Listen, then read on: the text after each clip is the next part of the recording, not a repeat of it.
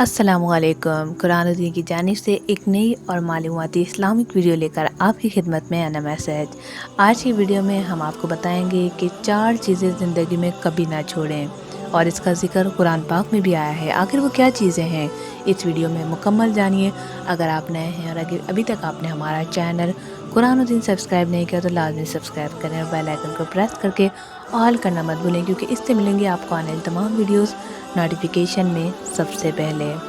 4 चीज़ें ज़िंदगी में कभी ना छोड़ें। नंबर 1, शुक्र करना ना छोड़ें, वरना नेमतों में इजाफे से महरूम हो जाओगे, क्योंकि अल्लाह ताला का फरमान है।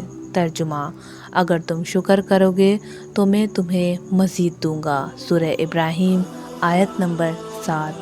सुभान अल्लाह। नंबर 2, अल्लाह ताला का ज़िक्र ना छोड़ें, वरना महरूम हो जाओगे कि अल्लाह ताला आपको याद रखें, क्योंकि अल्लाह ताला का फरमान है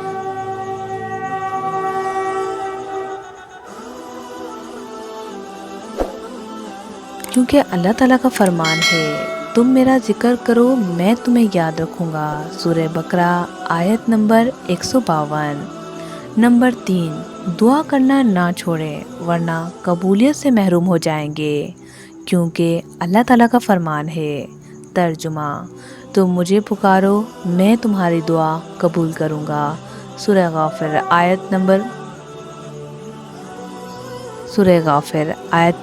60।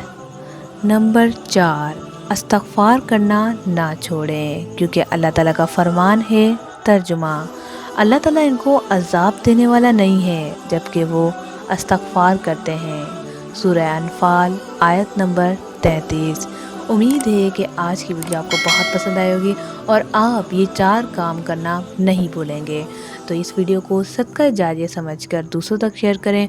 हो सकता है कि आपके एक शेयर से किसी को हिदायत मिल जाए। अपना ख्याल रखिएगा। अस्सलामु अलैकुम रहमतुल्लाह।